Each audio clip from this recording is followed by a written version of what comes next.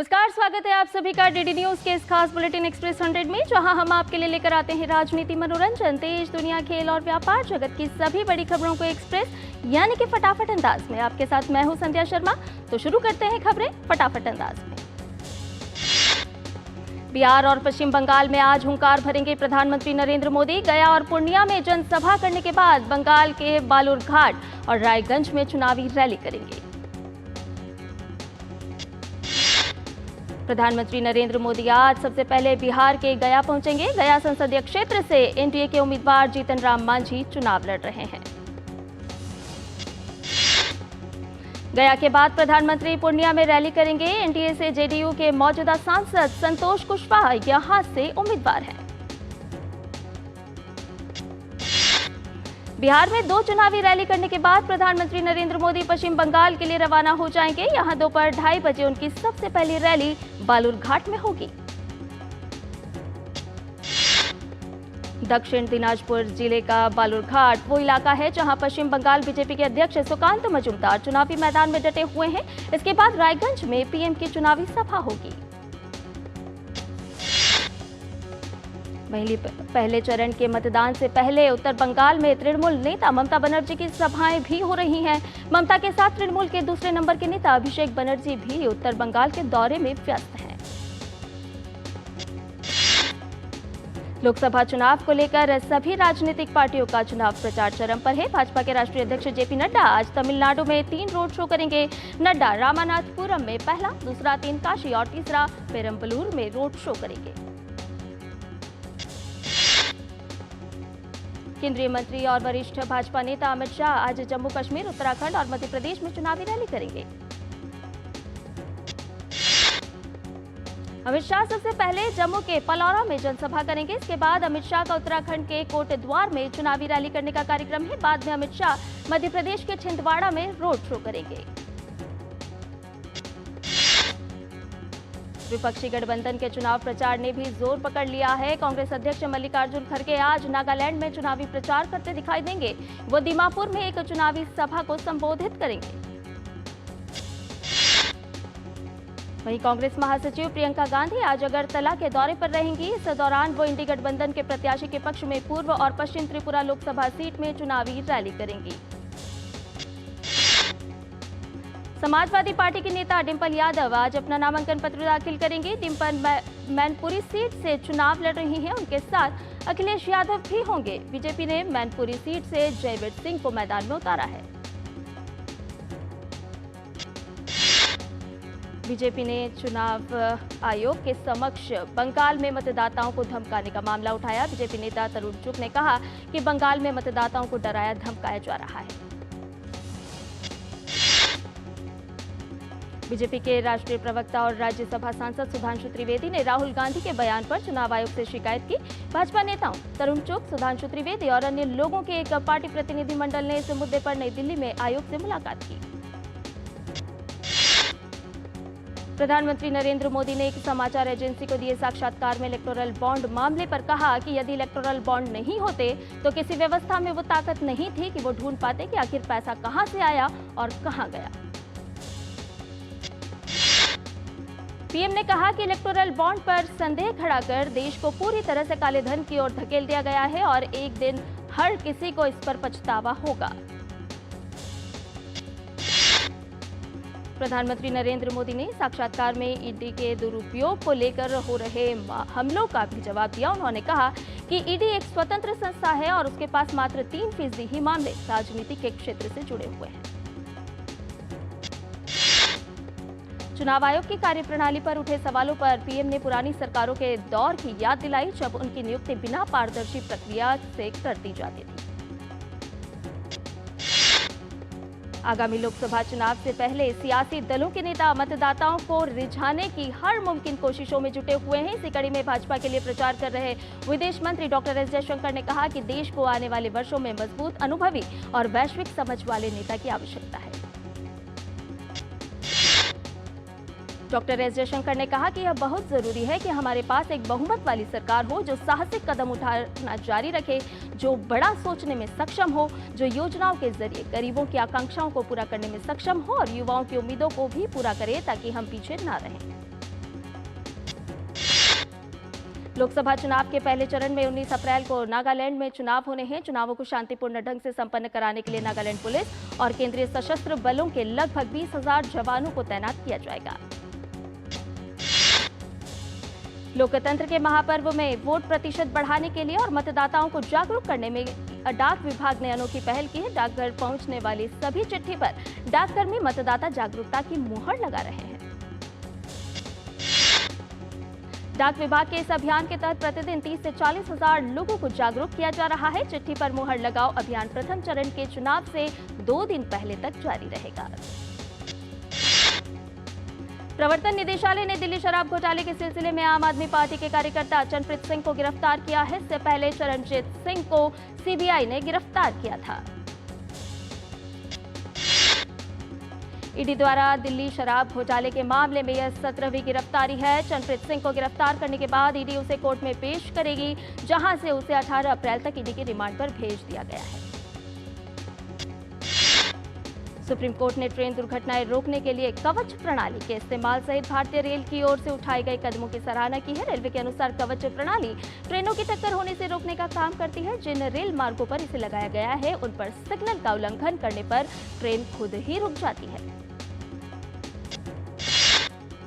Justice Suryakant और justice केवी विश्वनाथन की पीठ ने उस याचिका का निस्तारण कर दिया जिसमें यात्री सुरक्षा के मुद्दे उठाए गए थे। इससे पहले शीर्ष अदालत ने दुर्घटनाओं को रोकने और सुरक्षित यात्रा को बढ़ावा देने के लिए रेलवे द्वारा किए गए कई उपायों पर गौर किया है।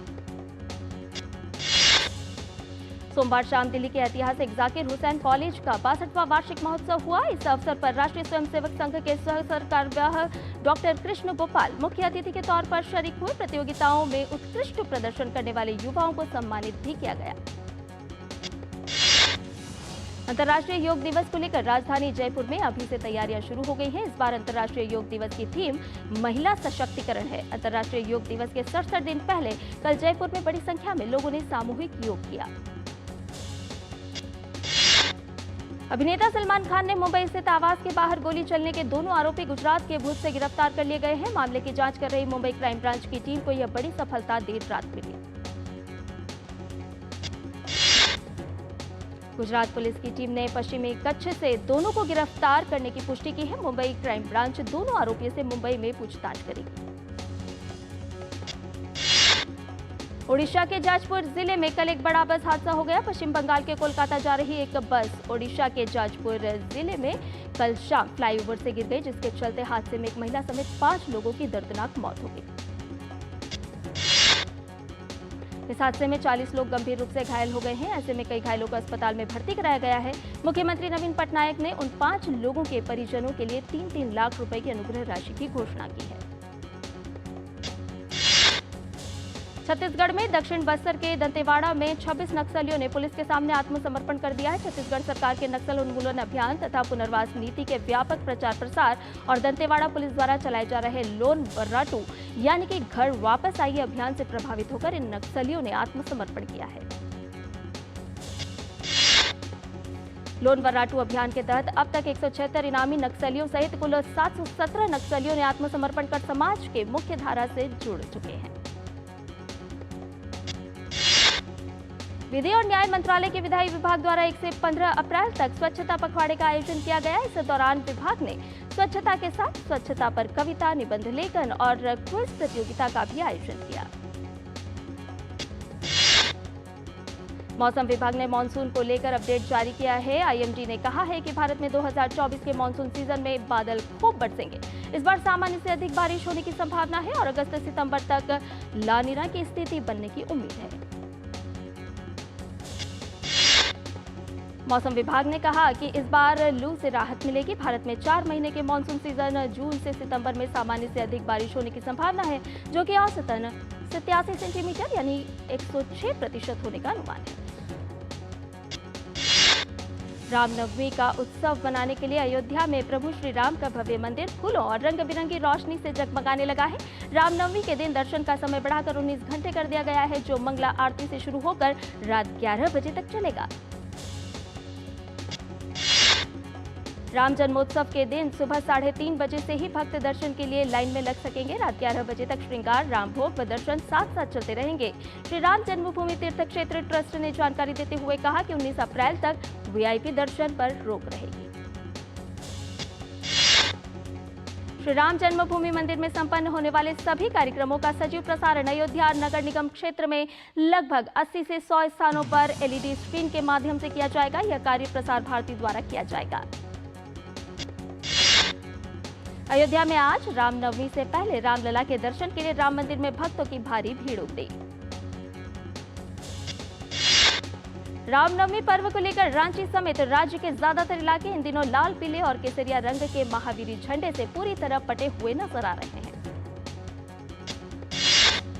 माता की आराधना का पर्व चैत्र नवरात्रि में आज महाअष्टमी की पूजा होगी। महाअष्टमी और महानवमी को नवरात्रि में सबसे खास माना जाता है। मां दुर्गा मंदिर सहित समस्त देवी मंदिरों व शक्ति पीठों में पूजा अर्चना के लिए श्रद्धालुओं की भीड़ उमड़ रही है। देश की दूसरी सबसे बड़ी telecom company Bharti Airtel group की एक और कंपनी का आईपीओ भारती हेक्साकॉम मार्केट में एंट्री कर रहा है। अडानी ग्रुप की कंपनी अंबुजा सीमेंट्स का अधिग्रहण करने जा रही है। रिलायंस कैपिटल के ऑडिट करने वाली कंपनी पर भारी जुर्माना लगा है। पिछले कुछ वर्षों में भारतीय शेयर बाजार ने निवेशकों को काफी अच्छा रिटर्न दिया है। इसका असर म्यूचुअल फंड रिटर्न पर भी देखने को मिल रहा है। वेदांता लिमिटेड रुपए मूल्य वाले बॉन्ड के माध्यम से 2500 करोड़ रुपए जुटाने के लिए JP Morgan chains and company के साथ काम कर रही है। और बुलेटिन में फिलहाल रुकने एक छोटे से ब्रेक के लिए जल्द हाजिर होंगे। तुम्हें पता है इन्वेस्टर्स के लिए एक इन्वेस्टर प्रोटेक्शन फंड होता है IPF, लेकिन अगर तुम्हारा ट्रेड एक्सचेंज पर एग्जीक्यूट नहीं हुआ या फिर कोई गारंटीड रिटर्न्स वाली स्कीम है तो ये IPF आपकी मदद नहीं कर सकता है। और अगर आपका ब्रोकर ही डिफॉल्टर बन जाए तो फिर IPF आपको कॉम्पेंसेशन दिला सकता है। कहां से सीखा? NSE की साइट पर। सोचकर समझकर इन्वेस्ट कर। और ब्रेक के बाद एक्सप्रेस 100 में आपका एक बार फिर से स्वागत है। आइए बाकी की खबरों को भी जान लेते हैं फटाफट अंदाज में।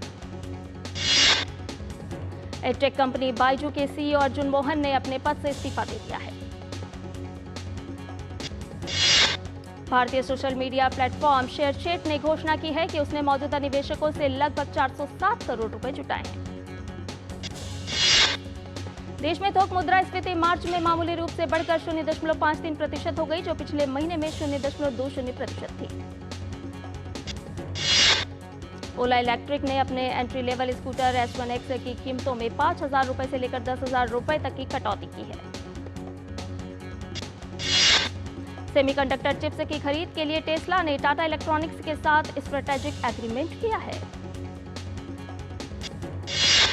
अब टेस्ला की सभी कारों के लिए सेमीकंडक्टर चिप टाटा इलेक्ट्रॉनिक्स बनाएगी।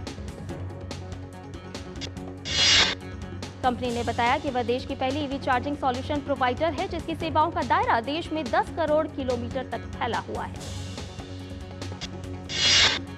टाटा कंसल्टेंसी सर्विसेज वित्त वर्ष 2023-24 में अपने परिचालन लाभ को तय लक्ष्य तक लाने के बाद अब इसे 28% के स्तर तक ले जाने की तैयारी कर रही है। वोडाफोन आइडिया अपनी 5G नेटवर्क चालू करने के लिए अगले 24 महीनों में 5,720 करोड़ रुपए के निवेश की योजना बना रही है। एप्पल ने वित्त वर्ष 2024 में भारत से 10 अरब डॉलर के आईफोन का किया निर्यात। National company law appeal tribunal का कहना है कि जी सोनी के विलय को चुनौती देने वाली याचिका पर वह 17 मई को सुनवाई करेगा। सरकार ने अक्टूबर में समाप्त होने वाले मौजूदा 2023-24 सीजन में चीनी निर्यात की मंजूरी देने की संभावना से इनकार कर दिया है। लग्जरी फ्लैटों की मजबूत मांग के बीच देश के शीर्ष 8 शहरों में जनवरी से मार्च के दौरान कुल आवास बिक्री में किफायती घरों की हिस्सेदारी आधे से भी अधिक घटकर 22% रह गई है। अफगानिस्तान में भारी बारिश के बाद आई बाढ़ से 33 लोगों की मौत हो गई है, वहीं 27 अन्य लोग घायल हो गए हैं। पाकिस्तान में पिछले 3 दिनों के भारी बारिश के बाद कुछ हिस्सों में बाढ़ आ गई, जिसके बाद कम से कम 36 लोगों की मौत हो गई, जबकि कई लोग घायल हो गए। दक्षिण पश्चिमी बलूचिस्तान प्रांत में बिजली गिरने के बाद 5 लोगों की मौत हो गई और 2 की छत गिरने के बाद मौत हो गई। भारी बारिश ने पाकिस्तान, अफगानिस्तान जैसे देशों में तबाही मचा दी है, जिसके बाद कई लोगों की मौत हुई और कई अन्य लोग घायल हो गए। डोनाल्ड ट्रंप आपराधिक मुकदमा का सामना करने वाले पहले पूर्व अमेरिकी राष्ट्रपति बन गए हैं। वह मैनहट्टन अदालत में एक पॉर्न स्टार को गुप्त धन राशि से भुगतान करने के आरोप का सामना करने के लिए उपस्थित हुए थे। मैक्सिको में हेलीकॉप्टर दुर्घटना में 3 लोगों की मौत हो गई है। ओमान में भारी बारिश के कारण आई बाढ़ से 17 लोगों की मौत। रॉयल ओमान पुलिस और ओमानी सेना को बाढ़ग्रस्त इलाकों से नागरिकों को बाहर निकालने के लिए तैनात किया गया है। संयुक्त राष्ट्र प्रमुख ने सूडान के दारफुर में पूर्ण विकसित अंतर सांप्रदायिक संघर्ष के खतरे की चेतावनी दी है। अंतर्राष्ट्रीय परमाणु ऊर्जा एजेंसी के निदेशक जनरल राफेल ग्रॉसी ने ईरान के परमाणु संयंत्र पर संभावित इजरायली हमले पर चिंता जताई है। इंडोनेशिया में एक भीषण भूस्खलन में 33 लोगों की मौत हो गई है। और इधर इंडियन प्रीमियर लीग में आज कोलकाता नाइट राइडर्स की भिड़ंत राजस्थान रॉयल्स से होगी। मौजूदा सीजन में केकेआर ने अभी तक खेले गए अपने 5 मैचों में से 4 में जीत हासिल की है। आरआर पूरे 10 अंकों के साथ तालिका में पहले स्थान पर। आज दोनों टीमों के बीच कड़ी टक्कर देखने को मिल सकती है। इंडियन प्रीमियर लीग में हाई स्कोरिंग मैच में सनराइजर्स हैदराबाद ने रॉयल चैलेंजर्स बेंगलुरु को 25 रनों से हरा दिया। ट्रेविस हेड ने टीम के लिए 102 रन और हेनरी क्लॉसन ने 67 रन की विस्फोटक पारी खेली। 288 रन के लक्ष्य का पीछा करने उतरी आरसीबी ने विस्फोटक बल्लेबाजी करके जीत की उम्मीद तो जगाई, लेकिन जीत से 25 रन दूर रह गए। आरसीबी ने निर्धारित 20 ओवर में 7 विकेट पर 262 रन बनाए। दिनेश कार्तिक ने 35 गेंद पर 83 रन की तूफानी पारी खेली। बांग्लादेश दौरे पर टीम इंडिया 28 अप्रैल से 9 मई तक 5 टी20 मैचों की श्रृंखला खेलेगी। टीम की कमान हरमनप्रीत कौर के हाथों में होगी। कैंडिडेट्स शतरंज टूर्नामेंट के 10वें दौर में भारत के विदित गुजराती और आर प्रगन्नानंदा के बीच खेला गया मैच ड्रॉ रहा। वहीं भारत के डी गुकेश ने कैंडिडेट्स शतरंज टूर्नामेंट के 10वें दौर में इयन नेपोमनियच के साथ ड्रॉ खेला। वहीं कैंडिडेट्स शतरंज टूर्नामेंट में महिला वर्ग में आर वैशाली ने बुल्गारिया की नुरगिल सलीमोवा को हरा दिया। ढाका में होने वाली special Olympic south Asia 7 side unified football प्रतियोगिता के लिए भारतीय टीम की सेंड ऑफ सेरेमनी दिल्ली में आयोजित हुई। भारतीय टीम का प्रदर्शन प्रतियोगिता में उम्मीदों के अनुरूप रहने की है उम्मीद। चैंपियंस लीग में आज पेरिस सेंट जर्मेन का सामना बार्सिलोना से होगा। चैंपियंस लीग में अन्य क्वार्टर फाइनल में बोरुसिया डॉर्टमुंड का सामना एथलेटिक मैड्रिड से होगा। कोटा फैक्ट्री सीरीज आप नेटफ्लिक्स पर भी देख सकते हैं। फिल्म चमकीला रिलीज होने के बाद लगातार लोगों को पसंद आ रही है। कशिश प्राइड फिल्म फेस्टिवल ने अपने नए लोगों को लॉन्च किया है। फिल्म बड़े मियां छोटे मियां का टोटल कलेक्शन 40.75 करोड़ हो गया है। फिल्म कंगुआ में एक्टर बॉबी देओल विलेन के तौर पर नजर आने वाले हैं। सूर्या शिव कुमार और बॉबी देओल स्टारर फिल्म कंगुआ का नया पोस्टर सोशल मीडिया पर रिलीज कर दिया गया है। करीना कपूर, तब्बू और कृति सेनन अभिनीत फिल्म क्रू अब 150 करोड़ की तरफ तेजी से बढ़ रही है। हुमा कुरैशी की अपनी अपकमिंग फिल्म का नाम गुलाबी है। फिल्म की शूटिंग शुरू हो गई है। द ब्रोकन न्यूज सीजन 2 का अनाउंसमेंट वीडियो देखने के बाद फैंस काफी एक्साइटेड हो गए हैं। राजकुमार राव और जानवी कपूर स्टारर फिल्म मिस्टर एंड मिसेज माही का पहला पोस्टर शेयर कर दिया गया है। रणवीर सिंह और कृति सेनन ने वाराणसी के नमो घाट पर मनीष मल्होत्रा के शो के लिए रैंप पर उतरे। और इसके साथ ही एक्सप्रेस न्यूज में